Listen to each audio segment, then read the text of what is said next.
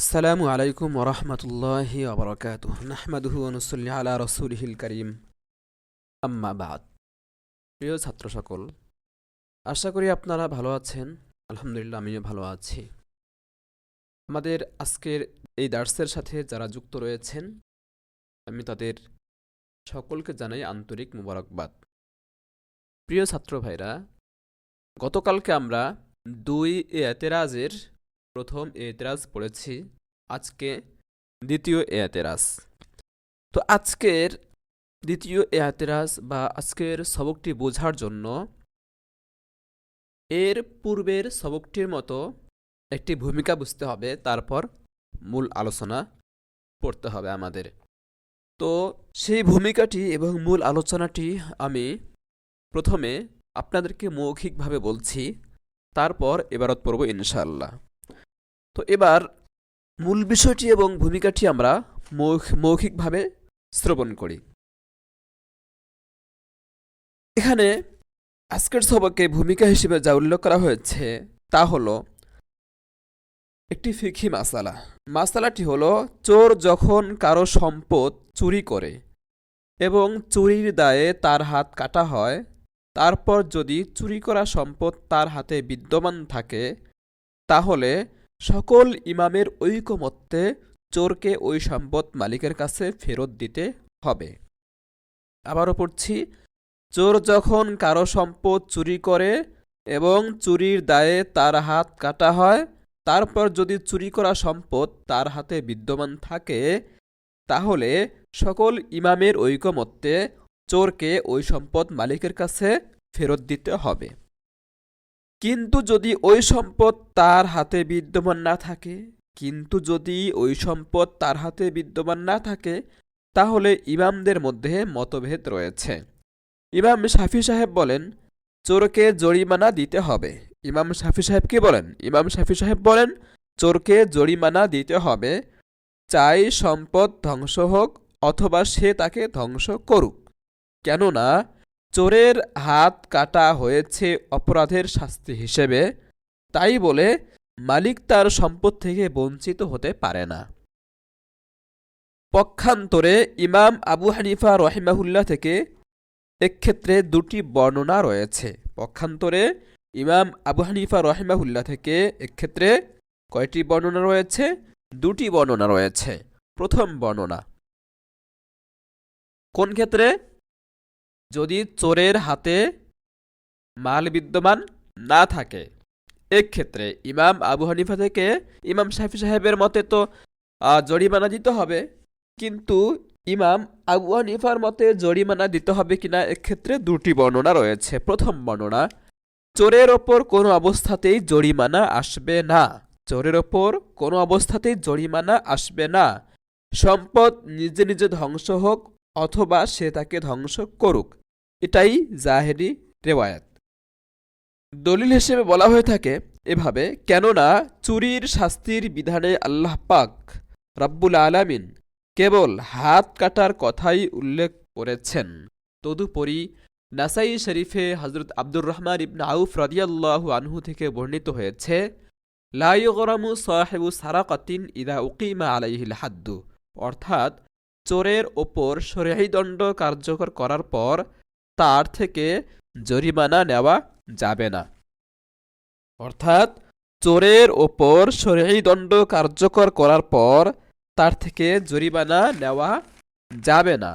হযরত হাসান বিন জিয়াদ নামে একজন প্রসিদ্ধ শাগির্দ রয়েছেন, শব্দটি হচ্ছে শাগির্দ রয়েছেন ইমাম আবু হানিফার।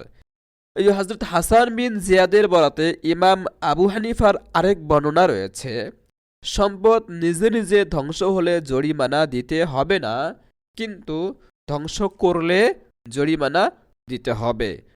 কি বললাম? সম্পদ নিজে নিজে ধ্বংস হলে জরিমানা চোরকে দিতে হবে না, কিন্তু চোর যখন নিজে ধ্বংস করবে তখন জরিমানা দিতে হবে। মোদ্দা কথা, আমানতের ক্ষেত্রে যেই হুকুম তা এখানেও প্রযোজ্য। এ হলো আমাদের আজকের মাসালার ভূমিকা। আমাদের মূল মাসালাটি কি? ইতিরাজ। ইমাম শাফি সাহেব খাসের হুকুমের মাধ্যমে হানাফিদের ওপর আপত্তি করবেন এবং হানাফিদের পক্ষ হয়ে মাতেন, জবাব দেবেন, যা ব্যাখ্যাকারে আমাদের এই কিতাবের ব্যাখ্যাকার জবাব দেবেন। সেটা হচ্ছে আমাদের মাহল্লে ইস্তেশহাদ বা আজকের আলোচনার মূল টপিক। কিন্তু সেই টপিকটি বুঝতে হলে আমাদেরকে একটি ফিকি মাসালা ভূমিকা আকারে বুঝতে হবে। সেই ভূমিকাটা এখানে শেষ হলো। আর মূল আলোচনা কি বলা হবে? মূল আলোচনা হলো ইমাম শাফি সাহেব বলেন, যা সামনে এতরাজ আকারে উল্লেখ করা হয়েছে এবং জবাব দেওয়া হয়েছে, সেই এতরাজ এবং জবাব আমরা কিভাবে দেব তা মূল আলোচনা শিরোনামে আমি বলছি। ইমাম শাফি সাহেব বলেন, উক্ত মাসআলায় মূল দলিল হলো সূরা আল মায়েদার ৩৮ নম্বর আয়াত। সূরা আল মায়েদার ৩৮ নম্বর আয়াত। এই আয়াতে আল্লাহ রাব্বুল আলামিন বলেন, ওয়াসসারিকু ওয়াসসারিকাতু ফাকতাউ আইদিয়াহুমা জাযাআম বিমা কাসাবা নাকালাম মিনাল্লাহ। এই আয়াতে কতা শব্দটি খাস, যা শুধু কবজি পর্যন্ত হাত কাটাকেই বোঝায়। সুতরাং ইসমাত অর্থাৎ সম্পদ সংরক্ষণের দায়িত্ব মালিক থেকে স্থানান্তরিত হয়ে আল্লাহর জিম্মায় চলে যায়। এই অর্থ নেওয়া কি খাসের হুকুমের উপর বৃদ্ধি করা নয়? এই অর্থ নেওয়া কি খাসের হুকুমের উপর বৃদ্ধি করা নয়? এই প্রশ্নের জবাবে আমরা বলি, ইসমতের কথাটি জাযাআম বিমা কাসাবা এর মাধ্যমে সাব্যস্ত করা হয়েছে, ফাকতাউ এর মাধ্যমে নয়। এই প্রশ্নের জবাবে আমরা বলি, ইসমতের কথাটি জাযাআম বিমা কাসাবা এর মাধ্যমে সাব্যস্ত করা হয়েছে, ফাকতাউ এর মাধ্যমে নয়। এ হচ্ছে ইমাম শাফি সাহেবের পক্ষ থেকে হানাফিদের উপর এতরাজ এবং আমাদের সেই এতরাজের জবাব। এই আলোচনাটি আমরা পড়ব এবং ইসমত সাব্যস্ত হয়েছে আমরা ইসমতের ভিত্তিতেই বলি, সম্পদ যখন চোরের হাতে থাকবে না তখন তাকে জরিমানা দিতে হবে না। এটা আমরা ইসমতের মাধ্যমেই বলে থাকি। তো ইসমতের মাধ্যমে বলে থাকি, এটি তো খাসের উপর অতিরিক্ত একটি অর্থ। সে কারণেই ইমাম শাফি সাহেব আমাদের উপর এতরাজ করেছিলেন। কিন্তু আমরা বলবো যে আমরা ইসমতের বিষয়টি যে সাব্যস্ত করি এটি ফাকতাউ এর মাধ্যমে নয়, এটা জাযাআম বিমা কাসাবের মাধ্যমে সাব্যস্ত করি। তো আমরা জাযাআম বিমা কাসাবা এখানে জাযা শব্দটির মাধ্যমে মূলত সাব্যস্ত করি। আমরা দুইভাবে সাব্যস্ত করেছি, যা কিতাবে আমরা পড়ব। তো আমাদের এই ভূমিকাটি এবং মূল মাসালাটি যা আমি মৌখিকভাবে বললাম তা বুঝে আসলে মাথায় রেখে, যদি আমাদের বুঝে এসে থাকে তাহলে সেই বিষয়টিকে মাথায় রেখে আমরা এখন ইবারত পড়ব, আশা করি সহজ হবে। তো চলুন শুরু করা যাক। ইবারত শুরু করলাম। বিসমিল্লাহির রহমানির রহিম। একটু উপর থেকে পড়ি। সুম্মা ক্বালাল মুসান্নিফ রাহিমাহুল্লাহ।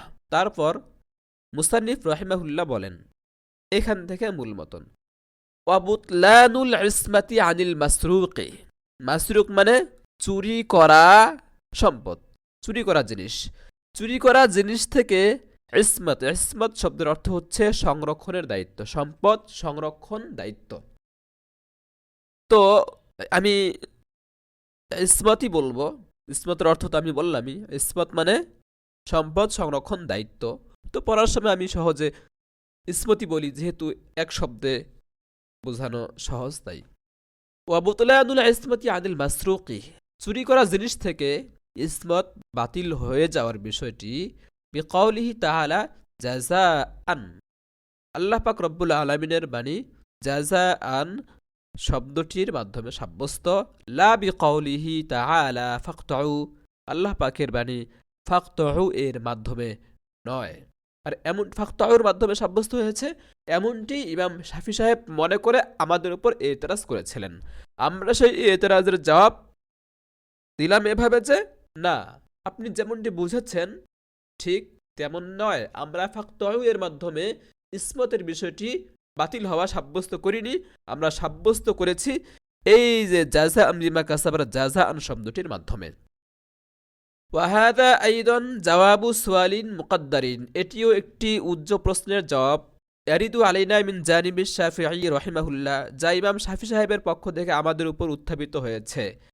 ওয়া তাকরিরুস সুআলি হাহুনা আইদান, এখানেও প্রশ্নের বিবরণে লাবুদ্দা ফিহি মিন তামহিদ মুকদ্দিমাতিন, একটি ভূমিকা পেশ করা আবশ্যক। ওয়াহিয়া, সেই ভূমিকাটি হলো ফিকহি মাসলা, যা আমরা আগে মুখে মুখে বলেছি, মৌখিকভাবে বলেছি, সেই মাসলাটি আমরা এখানে আবার পড়ছি। ওয়াহিয়া, সেই ফিকহি মাসালা যা ভূমিকা আকারে উল্লেখ করা হয়েছে তা হলো আন্নাস সারিকা ইদা সারাকা শাইআন মিন আহাদিন, যখন চোর কারো কাছ থেকে কোনো জিনিস চুরি করে, যখন চোর কারো কোনো জিনিস কি করে, চুরি করে। ওয়া কুতিয়া ইয়াদুহু ফিহা, এবং চুরির দায়ে, ফিহা নিচে লেখা আছে আস-সারাকা বাইনা সাতরাইন, ওয়া কুতিয়া ইয়াদুহু ফিহা, এবং চুরির দায়ে তার হাত কাটা হয়, চুরির দায়ে তার হাত কি করা হয়, কাটা হয়। কাটার পরে ফাইন কানাল মাসরুকু মাওজুদান ফি ইয়াদিস সারিকি, কাটার পর যদি চুরি করা জিনিস চোরের হাতে বিদ্যমান থাকে, তাহলে চোর ইয়ারুদ্দু ইলাল মালিকি বিল ইত্তিফাক, সম্পদের মালিকের কাছে সর্বসম্মতিক্রমে ফেরত দেবে। ইয়ারুদ্দু ইলাল মালিকি বিল ইত্তিফাক, সর্বসম্মতিক্রমে মালিকের কাছে সে ফেরত দেবে। ওয়া ইন কানা হালিকান, আর যদি সেই চুরি করা জিনিস ধ্বংস হয়ে যায়, ওয়াইন কানা হালিকান, আর যদি সেই চুরি করা জিনিস ধ্বংস হয়ে যায়, তাহলে মতভেদ রয়েছে।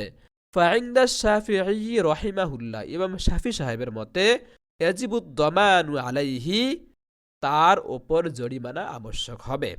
ইয়াজিবুদ দামানু আলাইহি, তার উপর, কার উপর, চোরের উপর, চোরের উপর জরিমানা আবশ্যক হবে।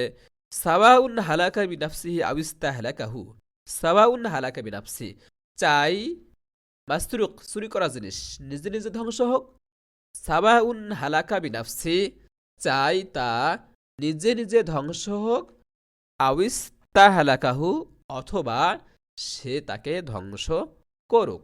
তাহলে আমরা কি পড়লাম, যদি হাত কাটার পর চুরি করা সম্পদ চোরের হাতে বিদ্যমান না থাকে, তাহলে ইমাম শাফি সাহেবের মতে তাকে জরিমানা দিতে হবে।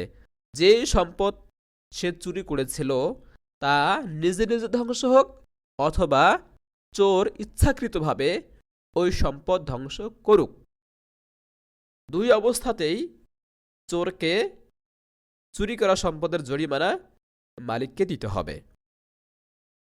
আর ওয়াইন্দা আবি হানিফাতা রাহিমাহুল্লাহ, ওয়াইন্দা আবি হানিফাতা রাহিমাহুল্লাহ, আর ইমাম আবু হানিফা রাহিমাহুল্লাহর মতে, ইমাম আবু হানিফা রাহিমাহুল্লাহর মতে লা ইয়াজিবু দামানু কাত্তু, কখনোই জরিমানা আবশ্যক হবে না। লা ইয়াজিবু দামানু কাত্তু, কখনোই জরিমানা আবশ্যক হবে না।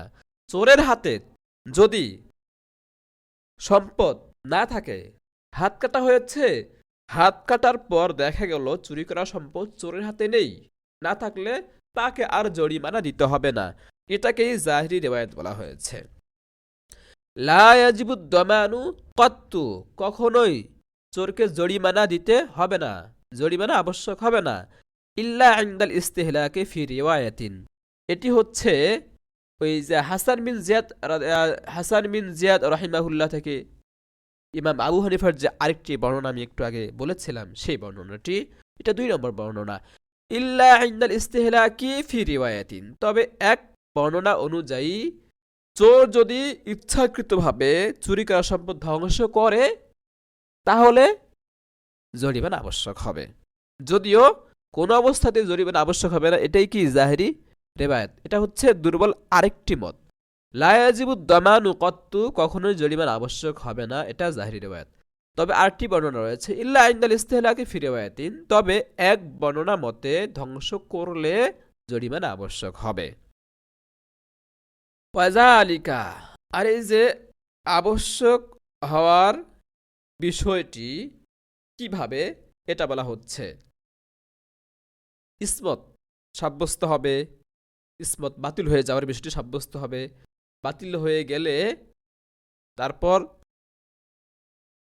কি অবস্থার তৈরি হয়, যা আমরা আগে মুখে মুখে মূল আলোচনা করেছিলাম, সেটি সুন্দর করে এখানে উপস্থাপন করা হচ্ছে। ওয়াজালিকা, এটা এভাবে যে লিআন্নাহু হিনা আরাদা সারিকু সারাকাতা, যখন যখন চোর চুরি করার ইচ্ছে করে। লিআন্নাহু হিনা আরাদা সারিকু সারাকাতা, সারিকতাও পড়া যায়, সারাকাতা রয় জবর দিয়েও পড়া যায়, জের দিয়েও পড়া যায়। লিআন্নাহু হিনা আরাদা সারিকু আস-সারাকাতা, কেননা যখন চোর চুরি করার ইচ্ছে করে তখন ইয়াবতুলু কুবাইলা সারাকাতি, ইয়াবতুলু কুবাইলা সারাকাতি, চুরি করার পূর্বে মুহূর্তে বাতিল হয় ইসমাতুল মালিল মাসরুক, চুরি করা সম্পদের সংরক্ষণের দায়িত্বটি, সংরক্ষণের বিষয়টি বাতিল হয় মিন ইয়াদিল মালিকি, মালিকের হাত থেকে। তো আমরা এখান থেকে যে আমরা কারণ বর্ণনা করতেছি জালিকা দ্বারা যে বিষয়ের দিকে ইশারা করা হয়েছে তা হচ্ছে আমাদের মাযহাবটির কারণ। আমরা যে বললাম কোনো অবস্থাতেই চোরের হাতে যখন সম্পদ থাকবে না তখন কোনো অবস্থাতেই হাত কাটা হলে চোরকে আর জরিমানা দিতে হবে না। এটা কেন আমরা বলি ইসমত বাতিল হয়ে যাওয়ার কারণে।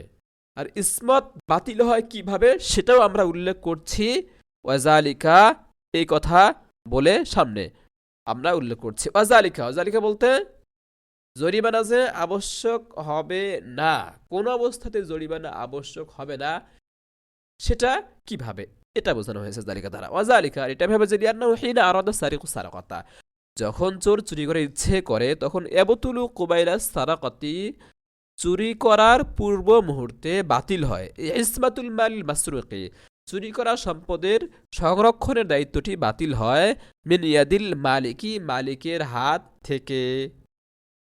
হাত্তা ইয়াসিরা ফি হাক্কিহি, হাত্তা ইয়াসিরা ফি হাক্কিহি, ফলে চুরি করা সম্পদ ফি হাক্কিহি, তার ক্ষেত্রে, তার কার ক্ষেত্রে? মালিকের ক্ষেত্রে। হাত্তা ইয়াসিরা ফি হাক্কিহি, ফলে তার ক্ষেত্রে হয়ে যায় মিন জুমলাতি মালা ইউতাকাওয়াম, মূল্যহীন জিনিসের মতো হয়ে যায়। মিন জুমলাতি মালা ইউতাকাওয়াম, মূল্যহীন জিনিসের অন্তর্ভুক্ত হয়ে যায়। যে জিনিসের মূল্য মালিকের কাছে ছিল ওই জিনিসটাই যখন চোর চুরি করার ইচ্ছে করলো, তারপর চুরি করার পূর্ব মুহূর্তে সংরক্ষণের দায়িত্বটি মালিকের হাত থেকে চলে যাওয়ার কারণে ওই মূল্যবান সম্পদ ইসমত দূর হওয়ার কারণে মালিকের জন্য কি হয়ে যায়? মূল্যহীন সম্পদের অন্তর্ভুক্ত হয়ে যায়। কেমন যেন তার ক্ষেত্রে তার জন্য সম্পদ মূল্যবান নয়, মূল্যহীন। ইসমত কোথায় চলে যায়? ওয়াতাতাহাওয়ালু ইসমাতুহু ইলাল্লাহি তাআলা, এবং ওই সম্পদের ইসমত সংরক্ষণ দায়িত্ব, ওয়াতাতাহাওয়ালু ইসমাতুহু, এবং তার ইসমত চলে যায়, স্থানান্তরিত হয়ে চলে যায় ইলাল্লাহি তাআলা, আল্লাহ পাকের হাতে চলে যায়। ওয়া হুয়া মুস্তাগনিন আন দামানিল মাল, আর তিনি তো অমুখাপেক্ষী সম্পদের জরিমানা থেকে। ওয়া হুয়া মুস্তাগনিন আন দামানিল মাল, আর তিনি তো সম্পদের জরিমানা থেকে অমুখাপেক্ষী। এখান থেকে একটি প্রশ্নের জবাব দেওয়া হচ্ছে।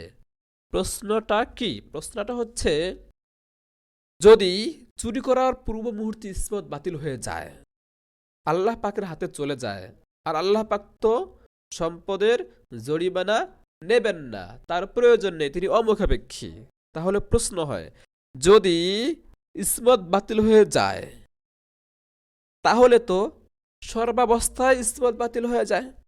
সর্বাবস্থায় ইসমত বাতিল হয়ে গেলে এ কথা কেন বলা হবে যে সম্পদ যখন চোরের হাতে বিদ্যমান থাকবে তখন মালিককে ফেরত দিতে হবে? এই কথা কেন বলা হবে? এক্ষেত্রেও তো ইসমত বাতিল হয়ে যায়।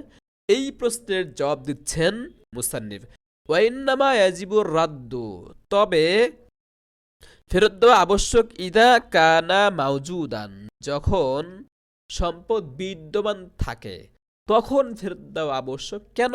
লিআন্নাহু লাম ইয়াবতুল মিলকুহু, কেননা তখন তখনও তার সম্পদ বাতিল হয়নি। যদি ইসমত বাতিল হয়ে গেছে, ওয়াইন জালাত ইসমাতুহু, যদিও তার ইসমত বাতিল হয়ে গেছে, দূরীভূত হয়েছে। লিয়ান্নাহু লাম ইয়াবতুল মিলকু, ফেরত দিতে হবে, সম্পদ বিদ্যমান থাকলে ফেরত দিতে হবে, এজন্য যে তার বাহ্যিক মালিকানা কি হয়নি, বাতিল হয়নি। লিয়ান্নাহু লাম ইয়াবতুল মিলকু, কেননা তার মালিকানা বাতিল হয়নি। ওয়াইন জালাত ইসমাতুহু, যদিও তার ইসমত দূরীভূত হয়েছে। আল্লাহু আকবার। ফালি সূরাতি, বাহ্যিক অবস্থা মানে বাহ্যিক মালিকানার প্রতি লক্ষ্য রেখে, ফালি রিআয়াতি সূরাতি, বাহ্যিক মালিকানার প্রতি লক্ষ্য রেখে, কুলনা আমরা বলেছি, বিউজুবি রদ্দিল মাল, সম্পদ ফেরত দেওয়া আবশ্যক। ওলি রিআয়াতিল মানা কুলনা, আর প্রকৃত অবস্থার প্রতি লক্ষ্য রেখে, মানা মানে প্রকৃত অবস্থা, প্রকৃত অবস্থা বলতে প্রকৃত মালিকানা, অর্থাৎ ইসমত বাতিল হয়ে যাওয়ার পর সেই ইসমত আল্লাহর হাতে যখন চলে যায়, তখন ওই সম্পদের প্রকৃত মালিক কে? আল্লাহ। ইসমত বাতিল হওয়ার আগেও তো তিনি মালিক, পরেও তো তিনি মালিক, কিন্তু এটা স্বাভাবিক এবং সাধারণ অবস্থা থেকে লক্ষ্য করে বলা হচ্ছে বিষয়টি। অলি রিআয়াতিল মানা, এবং প্রকৃত অবস্থা, মানা দ্বারা উদ্দেশ্য হলো ইসমত বাতিল হয়ে আল্লাহর হাতে চলে যাবে, এই দিক থেকে লক্ষ্য করে এটাকে মানা দ্বারা ব্যক্ত করা হলো।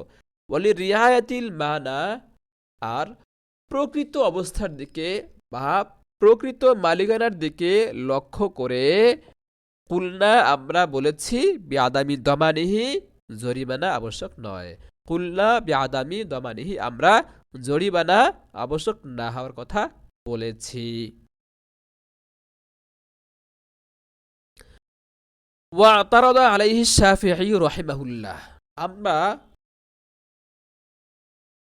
ইসমতের কথা বললাম যে চোর যখন চুরি করে, চুরি করার পূর্ব মুহূর্তে মালের ইসমত বাতিল হয়ে আল্লাহর কাছে চলে যায়, এই কথাটির উপর ইমাম শাফিঈ সাহেব আপত্তি করবেন। ওয়াতারাদা আলাইহি শাফিঈ রাহিমাহুল্লাহ, মানে এখান থেকেই আজকের আলোচনার, আজকের সবকের মূল টপিক, মূল বিষয়টি। ওয়াতারাজা আলাইহি শাফিঈ রাহিমাহুল্লাহ, এর উপর ইমাম শাফিঈ সাহেব আপত্তি করেছেন এভাবে, বিআন্নাল মানসুসা আলাইহি ফি হাযাল বাব, এই মাসআলাটির ক্ষেত্রে তো মূল দলিল হচ্ছে, মূল ভাষ্য হচ্ছে হুয়া কাউলুহু তাআলা, আল্লাহ পাকের বাণী। আল্লাহ পাক বলেন, ওয়াসারিকু ওয়াসারিকাতু ফাকতাউ আইদিয়াহুমা জাযাআম বিমা কাসাবা, সূরা মায়েদার কয় নম্বর আয়াত এটি?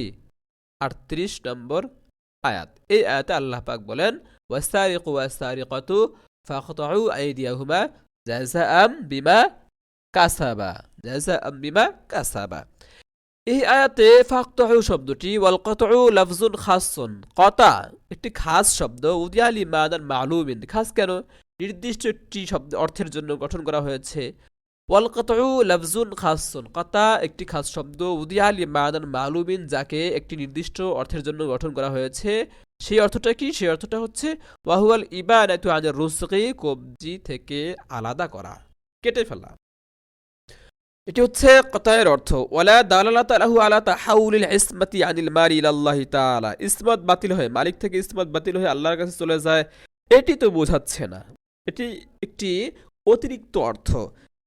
তো ওয়ালা দালালাতা লাহু, লাহু বলতে কতা, কতায়ের নির্দেশনা নেই, কতা বুঝায় না, আলা তাহাউলিল ইসমাতি আনিল মালিক, মালিক থেকে মালের ইসমত বাতিল হওয়া বুঝায় না, স্থানান্তরিত হওয়াকে বুঝায় না, ইলাল্লাহি তাআলা আল্লাহর দিকে, মালের মালিক থেকে ইসমত বাতিল হয়ে আল্লাহর দিকে চলে যাওয়াকে বুঝায় না, এটি একটি অতিরিক্ত অর্থ। ফাল কাউলু বিবুতলানিল ইসমাতি, যেহেতু ইসমতের কথা শব্দটি বুঝায় না, তাহলে ফাল কাউলু বিবুতলানিল ইসমাতি, ইসমত বাতিল হওয়ার কথা বলা, জিয়াদাতুন আলা খাসিল কিতাবি, কিতাবের খাসের উপর অতিরঞ্জন করা, কিতাবের খাসের উপর কি করা? অতিরিক্ত হুকুম চাপিয়ে দেওয়া। ফাআজাবাল মুসান্নিফ রাহিমাহুল্লাহ আন জানিবি আবি হানিফাতা রাহিমাহুল্লাহ, এই প্রশ্নের জবাব মুসান্নিফ দিয়েছেন আবু হানিফার পক্ষ থেকে। ইমাম আবু হানিফার পক্ষ থেকে মুসান্নিফ জবাব দিয়েছেন এভাবে, যে বিআন্না বুতলানাল ইসমাতি আনিল মালিল মাসরুকি, চুরি করা সম্পদ থেকে ইসমত বাতিল হওয়া, ওয়া ইজালাতাহা মিনাল মালিক ইলাল্লাহি তাআলা, এবং মালিক থেকে আল্লাহর কাছে চলে যাওয়া। ইন্নামা নুসবিতুহু বিকাউলিহি তাআলা, আমরা সাব্যস্ত করি আল্লাহ পাকের এই বাণীর মাধ্যমে, জাযাআম বিমা কাসাবা, কতা এর মাধ্যমে নয়, জাযাআম বিমা কাসাবা লা বিকাউলিহি ফাকতাউ, জাযাআম বিমা কাসাবার এই জাযা শব্দটির মাধ্যমে, লা বিকাউলিহি ফাকতাউ, ফাকতাউ এর মাধ্যমে নয়। কিভাবে আমরা জাযা শব্দ দ্বারা ইসমত সাব্যস্ত করি, কথায়ের মাধ্যমে নয়, এটা বলা হচ্ছে ওয়াজালিক, এটা এভাবে যে লিআন্নাল জাযাআ ইযা ওয়াকাআ মুতলাকান ফি মাআরিদিল উকুবাত, জাযা শব্দের ব্যবহার যখন ঘটে, জাযা যখন ব্যবহৃত হয় মুতলাকান নিঃশর্তভাবে, অন্য কোনো শাস্ত্রীয় কথা জাযার সাথে উল্লেখ না থাকে, এটাকে বলা হলো কি নিঃশর্তভাবে। জাযা শব্দের প্রয়োগ যখন নিঃশর্তভাবে হয় ফি মাআরিদিল উকুবাত, শাস্তির ক্ষেত্রে, তখন ইউরাদু বিহি, তার দ্বারা উদ্দেশ্য হয়, বা ইয়াজিবু হাক্কালিল্লাহি তাআলা, যা আল্লাহর হক হিসেবে আবশ্যক হয়। ওয়া ইন্নামা ইয়াকুনু হাক্কান লিল্লাহি তাআলা, আর তা, ইয়াকুনু এর ফাইল কি জাযা, আর তা আল্লাহর হক হিসেবে, আল্লাহর হক তখনই হয়।